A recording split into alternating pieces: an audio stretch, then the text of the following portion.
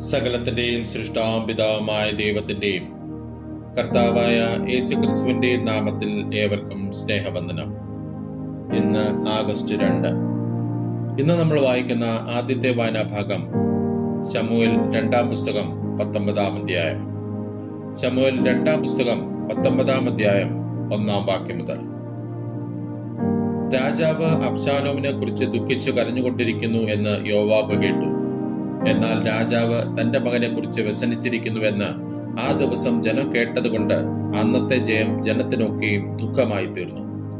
ആകയാൽ യുദ്ധത്തിൽ തോറ്റിട്ട് നാണിച്ച് ഒളിച്ചു വരും പോലെ ജനം അന്ന് പട്ടണത്തിലേക്ക് ഒളിച്ചു കടന്നു. രാജാവ് മുഖം മൂടി, എന്റെ മകനെ അബ്ശാലോമേ, അബ്ശാലോമേ, എന്റെ മകനെ എന്ന് ഉറക്കെ നിലവിളിച്ചുകൊണ്ടിരുന്നു. അപ്പോൾ യോവാബ് അരമനയിൽ രാജാവിന്റെ അടുക്കൽ ചെന്ന് പറഞ്ഞത്, ഇന്ന് നിന്റെയും നിന്റെ പുത്രീപുത്രന്മാരുടെയും നിന്റെ ഭാര്യമാരുടെയും വെപ്പാട്ടികളുടെയും ജീവനെ രക്ഷിച്ചിരിക്കുന്ന നിന്റെ സകല ഭൃത്യന്മാരെയും നീ ഇന്ന് ലജ്ജിപ്പിച്ചിരിക്കുന്നു. നിന്നെ പകയ്ക്കുന്നവരെ നീ സ്നേഹിക്കുന്നു, നിന്നെ സ്നേഹിക്കുന്നവരെ നീ പകയ്ക്കുന്നു. പ്രഭുക്കന്മാരും ഭൃത്യന്മാരും നിനക്ക് ഏതുമില്ല എന്ന് നീ ഇന്ന് കാണിച്ചിരിക്കുന്നു. അബ്ശാലോം ജീവിച്ചിരിക്കുകയും ഞങ്ങൾ എല്ലാവരും ഇന്ന് മരിക്കുകയും ചെയ്തിരുന്നുവെങ്കിൽ നിനക്ക് നല്ല പ്രസാദമാകുമായിരുന്നു എന്ന് എനിക്ക് ഇന്ന് മനസ്സിലായി. ആകയാൽ ഇപ്പോൾ എഴുന്നേറ്റ് പുറത്തു വന്ന് നിന്റെ ഭൃത്യന്മാരോട് സന്തോഷമായി സംസാരിക്ക. നീ പുറത്തു വരാത്ത പക്ഷം യഹോവയാണ്, ഈ രാത്രി ആരും നിന്നോടുകൂടെ താമസിക്കയില്ല. അത് നിന്റെ ബാല്യം മുതൽ ഇതുവരെ നിനക്ക് ഭവിച്ചിട്ടുള്ള സകല അനർത്ഥത്തെക്കാളും വലിയ അനർത്ഥമായി തീരും. അങ്ങനെ രാജാവ് എഴുന്നേറ്റ് പടിവാതിൽക്കൽ ഇരുന്നു. രാജാവ് പടിവാതിൽക്കൽ ഇരിക്കുന്നുവെന്ന് ജനത്തിനെല്ലാം അറിവ് കിട്ടി. സകല ജനവും രാജാവിന്റെ മുമ്പിൽ വന്നു. ഇസ്രായേലിയർ താന്താങ്ങളുടെ വീടുകളിലേക്ക് ഓടിപ്പോയിരുന്നു.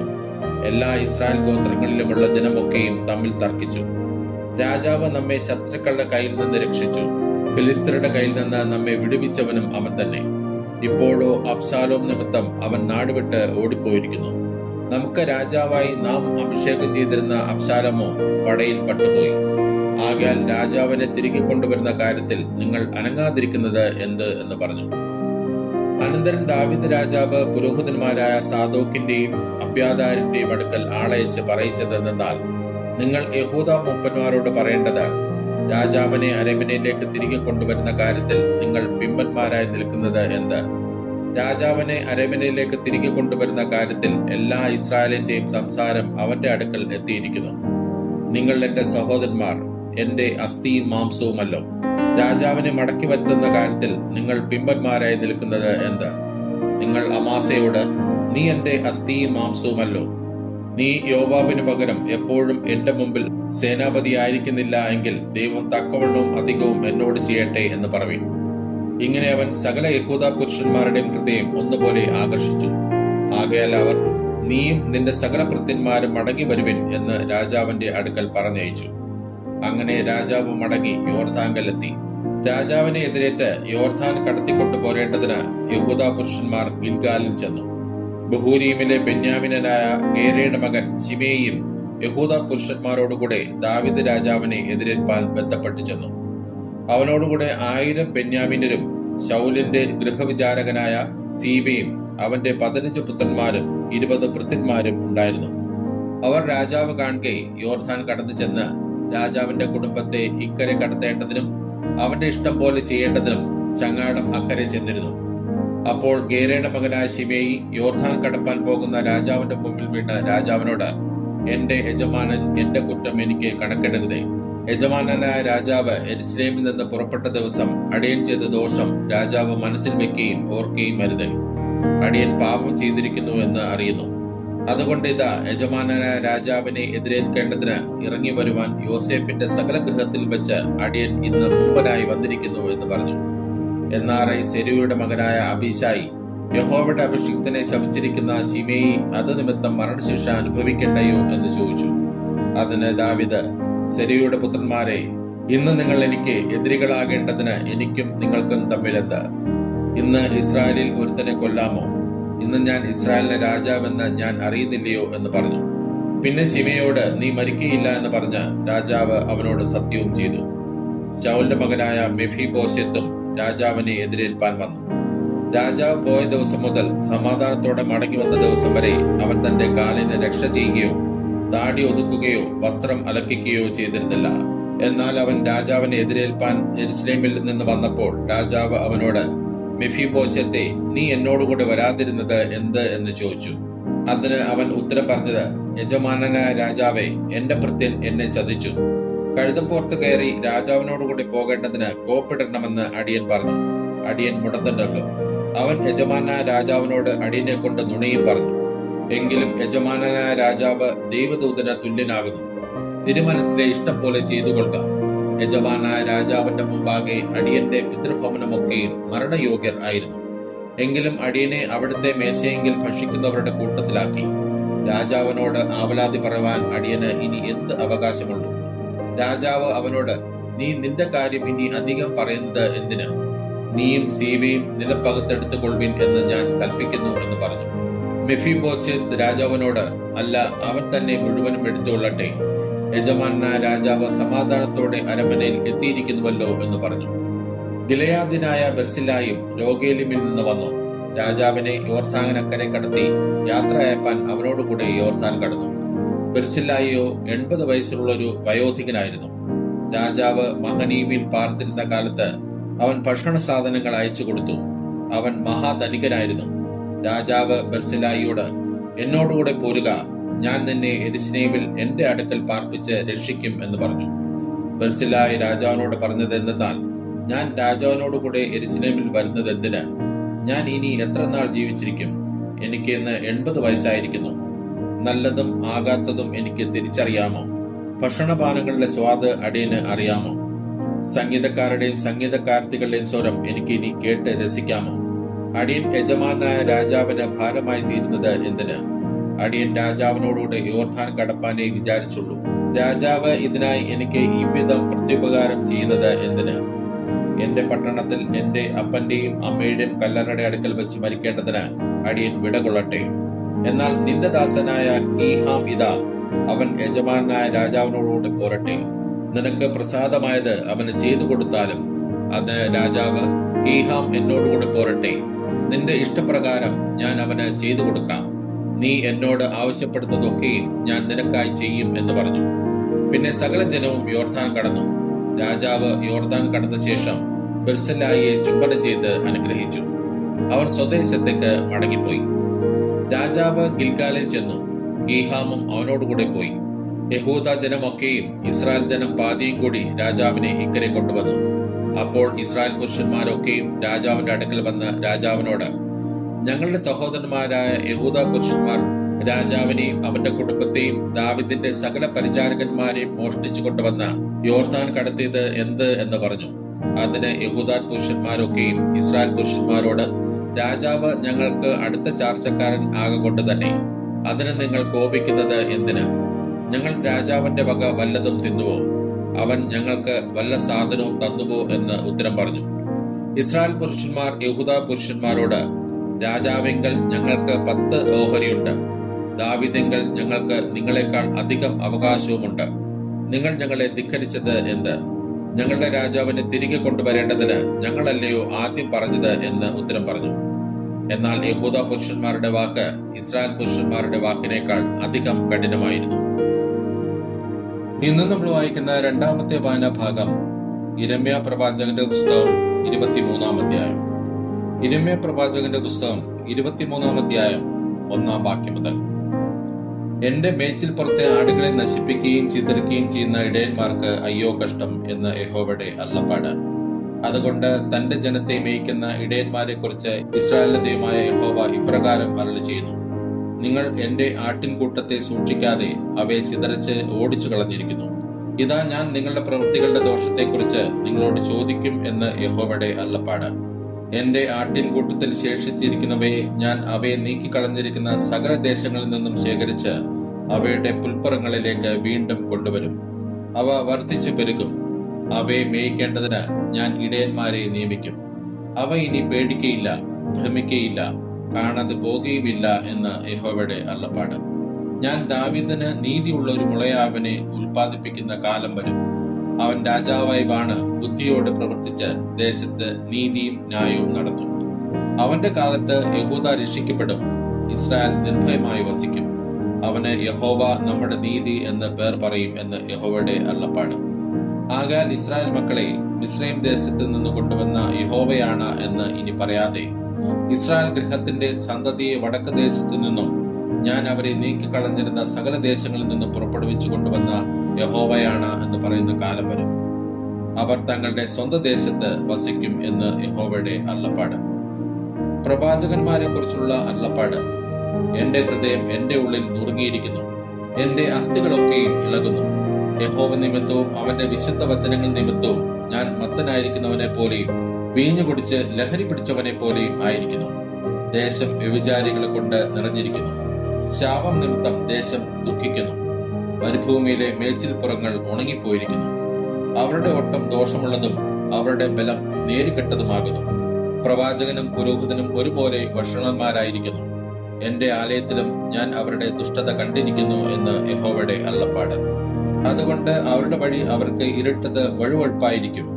അവർ അതിൽ കാൽ തെറ്റി വീഴും. ഞാൻ അവർക്ക് അനർത്ഥം അവരുടെ സന്ദർശന കാലം തന്നെ വരുത്തും എന്ന് യഹോവയുടെ അരുളപ്പാട്. ശമരിയിലെ പ്രവാചകന്മാരിൽ ഞാൻ ഭോഷത്വം കണ്ടിരിക്കുന്നു. അവർ ബാലിന്റെ നാമത്തിൽ പ്രവചിച്ച് എന്റെ ജനമായ ഇസ്രായേലിനെ തെറ്റിച്ചു കളഞ്ഞു. യെരുശലേമിലെ പ്രവാചകന്മാരിലോ ഞാൻ അതിഭയങ്കരമായുള്ളത് കണ്ടിരിക്കുന്നു. അവർ വ്യഭിചാരം ചെയ്ത് വ്യാജത്തിൽ നടക്കുന്നു. ആരും തന്റെ ദുഷ്ടത വിട്ടുതിരിയാതെ വണ്ണം അവർ ദുഷ്പ്രവൃത്തിക്കാരെ ധൈര്യപ്പെടുത്തുന്നു. അവരെല്ലാവരും എനിക്ക് സോദോം പോലെയും അതിലെ നിവാസികൾ ഗോമോറ പോലെയും ഇരിക്കുന്നു. അതുകൊണ്ട് സൈന്യങ്ങളിലെ യഹോവ പ്രവാചകന്മാരെ കുറിച്ച് ഇപ്രകാരം അരുളി ചെയ്യുന്നു: ഞാൻ അവരെ കാഞ്ഞിരത്തീറ്റി നഞ്ചുവെള്ളം കുടിപ്പിക്കും. യെരുശലേമിലെ പ്രവാചകന്മാരിൽ നിന്നല്ലോ വഷളത്വം ദേശത്തെല്ലായിടവും പരന്നിരിക്കുന്നത്. സൈന്യങ്ങളുടെ യഹോവ ഇപ്രകാരം അരുളി ചെയ്യുന്നു: നിങ്ങളോട് പ്രവചിക്കുന്ന പ്രവാചകന്മാരുടെ വാക്ക് കേൾക്കരുത്. അവർ നിങ്ങളെ വ്യാജം ഉപദേശിക്കുന്നു. യഹോവയുടെ വായിൽ നിന്നുള്ളതല്ല, സ്വന്തം ഹൃദയത്തിലെ ദർശനമത്രേ അവർ പ്രവചിക്കുന്നത്. എന്നെ നിരസിക്കുന്നവരോട് അവർ നിങ്ങൾക്ക് സമാധാനമുണ്ടാകും എന്ന് യഹോവ അരുളി ചെയ്തിരിക്കുന്നു എന്ന് പറയുന്നു. തങ്ങളുടെ ഹൃദയത്തിലെ ശാഠ്യപ്രകാരം നടക്കുന്നവരോടൊക്കെയും നിങ്ങൾക്ക് ഒരു ദോഷവും വരികയില്ല എന്നും പറയുന്നു. യഹോവയുടെ വചനം ദർശിച്ച് കേൾപ്പാൻ തക്കവണ്ണം അവന്റെ ആലോചന സഭയിൽ നിന്നവൻ ആർ? അവന്റെ വചനം ശ്രദ്ധിച്ചു കേട്ടിരിക്കുന്നവൻ ആർ? യഹോവയുടെ ക്രോധം എന്ന കൊടുങ്കാറ്റ് വലിയ ചുഴലിക്കാറ്റ് തന്നെ പുറപ്പെട്ടിരിക്കുന്നു. അത് ദുഷ്ടന്മാരുടെ തലമേൽ ചുറ്റിയടിക്കും. തന്റെ ഹൃദയത്തിലെ ഉദ്ദേശങ്ങളെ നടത്തി തീരുവോളം യഹോവയുടെ കോപം മാറുകയില്ല. ഭാവി കാലത്ത് നിങ്ങൾ അതിനെ പൂർണ്ണമായി ഗ്രഹിക്കും. ഞാൻ ഈ പ്രവാചകന്മാരെ അയക്കാതിരുന്നിട്ടും അവർ ഓടി. ഞാൻ അവരോട് അരുളി ചെയ്യാതിരുന്നിട്ടും അവർ പ്രവചിച്ചു. അവർ എന്റെ ആലോചനാ സഭയിൽ നിന്നിരുന്നുവെങ്കിൽ എന്റെ വചനങ്ങളെ എന്റെ ജനത്തെ കേൾപ്പിച്ച് അവരെ അവരുടെ ആകാത്ത വഴിയിൽ നിന്നും അവരുടെ പ്രവൃത്തികളുടെ ദോഷത്തിൽ നിന്നും തിരിക്കുമായിരുന്നു. ഞാൻ സമീപസ്ഥനായ ദൈവം മാത്രമാകുന്നുവോ, ദൂരസ്ഥനായ ദൈവവുമല്ലയോ എന്ന് യഹോവയുടെ അരുളപ്പാട്. ഞാൻ കാണാതെ വണ്ണം ആർക്കെങ്കിലും മറയത്തൊളിപ്പാൻ കഴിയുമോ എന്ന് യഹോവയുടെ അരുളപ്പാട്. ഞാൻ ആകാശവും ഭൂമിയും നിറഞ്ഞിരിക്കുന്നവനല്ലയോ എന്ന് യഹോവയുടെ അരുളപ്പാട്. ഞാൻ സ്വപ്നം കണ്ടു എന്ന് പറഞ്ഞ് എന്റെ നാമത്തിൽ ഭോഷ്ക് പ്രവചിക്കുന്ന പ്രവാചകന്മാരുടെ വാക്ക് ഞാൻ കേട്ടിരിക്കുന്നു. സ്വന്തം ഹൃദയത്തിലെ വഞ്ചനയുടെ പ്രവാചകന്മാരായി ഭോഷ്ക് പ്രവചിക്കുന്ന പ്രവാചകന്മാർക്ക് ഈ താല്പര്യം എത്രത്തോളം ഉണ്ടായിരിക്കും. അവരുടെ പിതാക്കന്മാർ ബാൽ നിമിത്തം എന്റെ നാമം മറന്നു കളഞ്ഞതുപോലെ ഇവർ അന്യോന്യം വിചാരിച്ചു പറയുന്ന സ്വപ്നങ്ങൾ കൊണ്ട് എന്റെ ജനം എന്റെ നാമം മറന്നു കളയേണ്ടതിന് ഇടവരുത്തുവാൻ വിചാരിക്കുന്നു. സ്വപ്നം കണ്ട പ്രവാചകൻ സ്വപ്നം വിവരിക്കട്ടെ. എന്റെ വചനം ലഭിച്ചിരിക്കുന്നവൻ എന്റെ വചനം വിശ്വസ്തയോടെ പ്രസ്താവിക്കട്ടെ. വൈക്കോലും കോതമ്പും തമ്മിൽ ഒക്കുമോ എന്ന് യഹോവയുടെ അരുളപ്പാട്. എന്റെ വചനം തീ പോലെയും പാറയെ തകർക്കുന്ന ചുറ്റിക പോലെയും അല്ലയോ എന്ന് യഹോവയുടെ അരുളപ്പാട്. അതുകൊണ്ട് ഒരുത്തനോട് ഒരുത്തൻ എന്റെ വചനങ്ങളെ മോഷ്ടിക്കുന്ന പ്രവാചകന്മാർക്ക് ഞാൻ വിരോധമാകുന്നു എന്ന് യഹോവയുടെ അരുളപ്പാട്. തങ്ങളുടെ നാവെടുത്ത് അരുളപ്പാട് എന്ന് പറയുന്ന പ്രവാചകന്മാർക്ക് ഞാൻ വിരോധമാകുന്നു എന്ന് യഹോവയുടെ അരുളപ്പാട്. വ്യാജ സ്വപ്നങ്ങളെ പ്രവചിച്ച് വിവരിച്ച് ഭോഷ്കുകൊണ്ടും വ്യർത്ഥ പ്രശംസ കൊണ്ടും എന്റെ ജനത്തെ തെറ്റിച്ച് കളയുന്നവർക്ക് ഞാൻ വിരോധമാകുന്നു എന്ന് യഹോവയുടെ അരുളപ്പാട്. ഞാൻ അവരെ അയച്ചിട്ടില്ല, അവരോട് കൽപ്പിച്ചിട്ടില്ല. അവർ ഈ ജനത്തിന് ഒട്ടും പ്രയോജനമായിരിക്കുകയുമില്ല എന്ന് യഹോവയുടെ അരുളപ്പാട്. ഈ ജനമോ ഒരു പ്രവാചകനോ പുരോഹിതനോ യഹോവയുടെ ഭാരം എന്ന് വെച്ചാൽ അരുളപ്പാട് എന്ത് എന്ന് നിന്നോട് ചോദിക്കുന്നുവെങ്കിൽ നീ അവരോട്, നിങ്ങളാകുന്നു ഭാരം, ഞാൻ നിങ്ങളെ എറിഞ്ഞു കളയും എന്ന് യഹോവയുടെ അരുളപ്പാട് എന്ന് പറയുക. പ്രവാചകനോ പുരോഹിതനോ ജനമോ യഹോവയുടെ ഭാരം എന്ന് പറയുന്നുവെങ്കിൽ ഞാൻ ആ മനുഷ്യനെയും അവന്റെ ഭവനത്തെയും സന്ദർശിക്കും. യഹോവ എന്തുത്തരം പറഞ്ഞിരിക്കുന്നു? യഹോവ എന്ത് അരുളി ചെയ്തിരിക്കുന്നു എന്നിങ്ങനെ അത്രേ ഓരോരുത്തൻ താന്താന്റെ കൂട്ടുകാരനോടും താന്താന്റെ സഹോദരനോടും ചോദിക്കേണ്ടത്. യഹോവയുടെ ഭാരമെന്ന് ഇനി മിണ്ടരുത്, അല്ലെങ്കിൽ അവനവന്റെ വാക്ക് അവനവന്റെ ഭാരമായി തീരും. നമ്മുടെ ദൈവമായ സൈന്യങ്ങളിലെ യഹോവ എന്ന ജീവനുള്ള ദൈവത്തിന്റെ വചനങ്ങളെ നിങ്ങൾ മറിച്ചു കളഞ്ഞുവല്ലോ. യഹോവ നിന്നോട് എന്തുത്തരം പറഞ്ഞിരിക്കുന്നു? യഹോവ എന്തരളിയിരിക്കുന്നു എന്നിങ്ങനെ അത്രേ പ്രവാചകനോട് ചോദിക്കേണ്ടത്.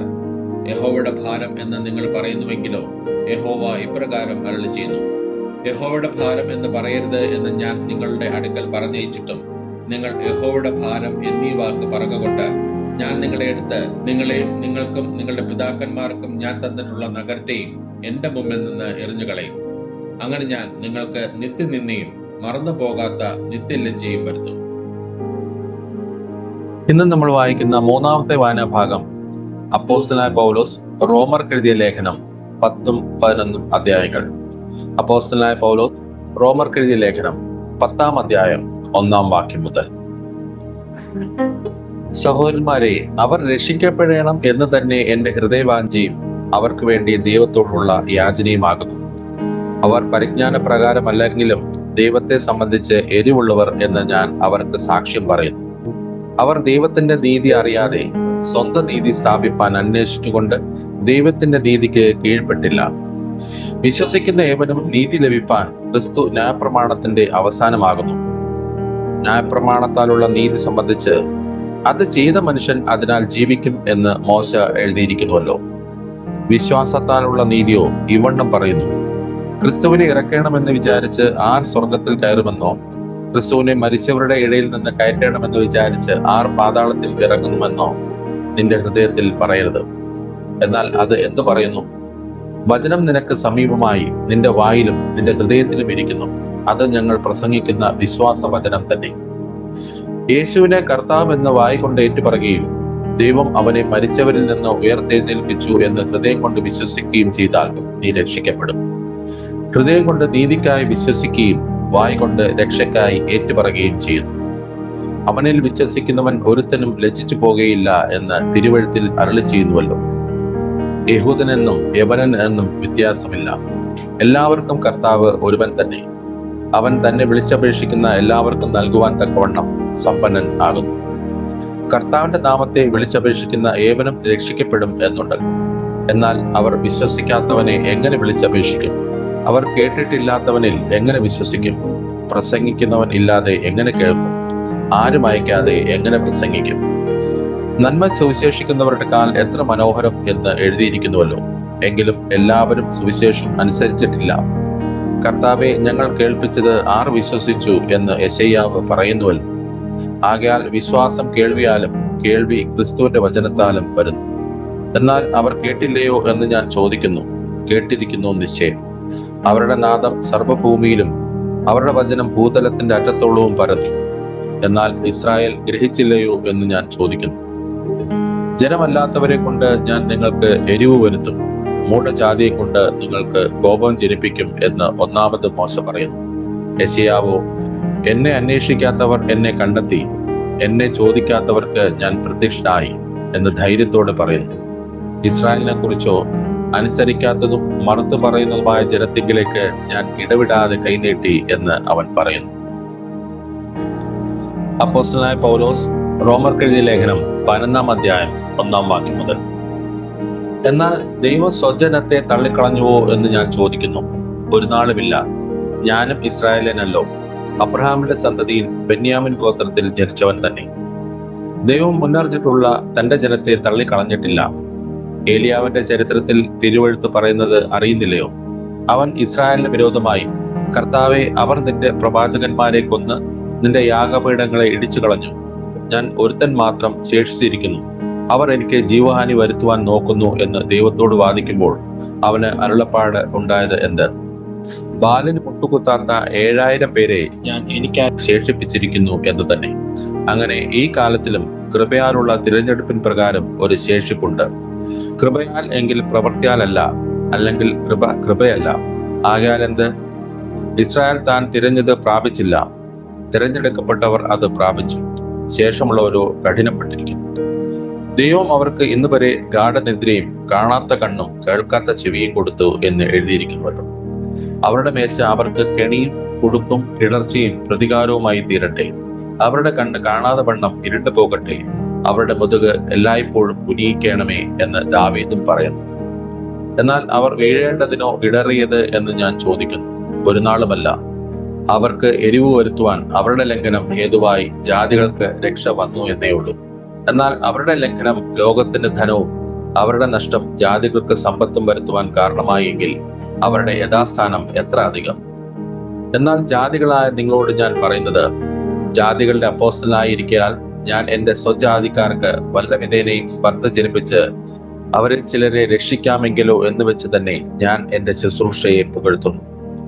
അവരുടെ ഭ്രംശം ലോകത്തിന്റെ നിരപ്പിന് ഹേതുവായെങ്കിൽ അവരുടെ അംഗീകരണം മരിച്ചവരുടെ വിയർപ്പെന്നല്ലാതെ എന്താകും? ആദ്യ ഭാഗം വിശുദ്ധമെങ്കിൽ പിണ്ടം മുഴുവനും അങ്ങനെ തന്നെ. വേറെ വിശുദ്ധമെങ്കിൽ കൊമ്പുകളും അങ്ങനെ തന്നെ. കൊമ്പുകളിൽ ചിലത് ഒടിച്ചിട്ട് കാട്ടൊലുവായ നിന്നെ അവയുടെ ഇടയിൽ ഒട്ടിച്ചു ചേർത്ത് ഒലിവുമരത്തിന്റെ ഫലപ്രദമായ വേരിന് പങ്കാളിയായി തീർന്നുവെങ്കിലോ കൊമ്പുകളുടെ നേരെ പ്രശംസിക്കരുത്. പ്രശംസിക്കുന്നുവെങ്കിൽ നീ വേരിനെ അല്ല, വേർ നിന്നെ അത്രേ ചുമക്കുന്നു എന്ന് ഓർക്കാം. എന്നാൽ എന്നെ ഒട്ടിക്കേണ്ടതിന് കൊമ്പുകളെ ഒടിച്ചു കളഞ്ഞു എന്ന് നീ പറയും. ശരി, അവിശ്വാസത്താൽ അവ ഒടിഞ്ഞുപോയി. വിശ്വാസത്താൽ നീ നിൽക്കുന്നു. ഞെളിയാതെ ഭയപ്പെടുക. സ്വാഭാവിക കൊമ്പുകളെ ദൈവം ആദരിക്കാതെ പോയെങ്കിൽ നിന്നെയും ആദരിക്കാതെ വന്നേക്കാം. ആകയാൽ ദൈവത്തിന്റെ ദയയും ഖണ്ഡിതവും കാണുക. വീണവരിൽ ദൈവത്തിന്റെ ഖണ്ഡിതവും, നിന്നിലോ നീ ദയയിൽ നിലനിന്നാൽ ദയയും തന്നെ. അല്ലെങ്കിൽ നീയും ഛേദിക്കപ്പെടും. അവിശ്വാസത്താൽ നിലനിൽക്കാഞ്ഞാൽ അവരെയും കൂടെ ഒട്ടിക്കും. അവരെ വീണ്ടും ഒട്ടിപ്പാൻ ദൈവം ശക്തനല്ലോ. സ്വഭാവത്താൽ കാട്ടുമരമായതിൽ നിന്ന് നിന്നെ മുറിച്ചെടുത്ത് സ്വഭാവത്തിന് വിരോധമായി നല്ല ഒലിവ് മരത്തിൽ ഒട്ടിച്ചുവെങ്കിൽ സ്വാഭാവിക കൊമ്പുകളായവരെ സ്വന്തമായ ഒലിവ് മരത്തിൽ എത്ര അധികമായി ഒട്ടിക്കും. സഹോദരന്മാരെ, നിങ്ങൾ ബുദ്ധിമാന്മാരെന്ന് നിങ്ങൾക്ക് തന്നെ തോന്നാതിരിപ്പാൻ ഈ രഹസ്യം അറിയാതിരിക്കരുത് എന്ന് ഞാൻ ആഗ്രഹിക്കുന്നു. ജാതികളുടെ പൂർണ്ണസംഖ്യ ചേരുവോളം ഇസ്രായേലിന് അംശമായി കാഠിന്യം ഭവിച്ചിരിക്കുന്നു. ഇങ്ങനെ ഇസ്രായേൽ മുഴുവനും രക്ഷിക്കപ്പെടും. വിടുവിക്കുന്നവൻ സിയോനിൽ നിന്ന് വരും. അവൻ യാക്കോബിൽ നിന്ന് അഭക്തിയെ മാറ്റും. ഞാൻ അവരുടെ പാപങ്ങളെ നീക്കുമ്പോൾ ഇത് ഞാൻ അവരോട് ചെയ്യുന്ന നിയമം എന്ന് എഴുതിയിരിക്കുന്നുവല്ലോ. സുവിശേഷം സംബന്ധിച്ച് അവർ നിങ്ങൾ നിമിത്തം ശത്രുക്കൾ, തിരഞ്ഞെടുപ്പ് സംബന്ധിച്ചോ പിതാക്കന്മാർ നിമിത്തം പ്രിയന്മാർ. ദൈവം തന്റെ കൃപാവരങ്ങളെയും വിളിയെയും കുറിച്ച് അനുദപിക്കുന്നില്ലല്ലോ. നിങ്ങൾ മുമ്പേ ദൈവത്തെ അനുസരിക്കാതിരുന്നിട്ട് അവരുടെ അനുസരണക്കേടിനാൽ ഇപ്പോൾ കരുണ ലഭിച്ചതുപോലെ നിങ്ങൾക്ക് ലഭിച്ച കരുണയാൽ അവർക്ക് കരുണ ലഭിക്കേണ്ടതിന് അവരും ഇപ്പോൾ അനുസരിക്കാതിരിക്കുന്നു. ദൈവം എല്ലാവരോടും കരുണ ചെയ്യേണ്ടതിന് എല്ലാവരെയും അനുസരണക്കേടിൽ അടച്ചുകളഞ്ഞു. ആ ദൈവത്തിന്റെ ധനം, ജ്ഞാനം, അറിവ് എന്നിവയുടെ ആഴമേ, അവന്റെ ന്യായവിധികൾ എത്ര അപ്രമേയവും അവന്റെ വഴികൾ എത്ര അഗോചരവും ആകുന്നു. കർത്താവിന്റെ മനസ്സ് അറിഞ്ഞവൻ ആറ്? അവന് മന്ത്രിയായിരുന്നവൻ ആറ്? അവന് വല്ലതും മുമ്പേ കൊടുത്തിട്ട് പ്രതിഫലം വാങ്ങുന്നവൻ ആറ്? സകലവും അവനിൽ നിന്നും അവനാലും അവങ്കലേക്കും ആകുന്നുവല്ലോ. അവന് എന്നേക്കും മഹത്വം. ആമേൻ. ഇന്ന് നമ്മൾ വായിച്ചു കേട്ട ഈ വേദഭാഗങ്ങളാൽ പിതാവായ ദൈവത്തിൽ നിന്നും കർത്താവായ ക്രിസ്തുയേശുവിൽ നിന്നും ഏവർക്കും കൃപയും കനിവും സമാധാനവും ഉണ്ടാകട്ടെ. ആമേൻ.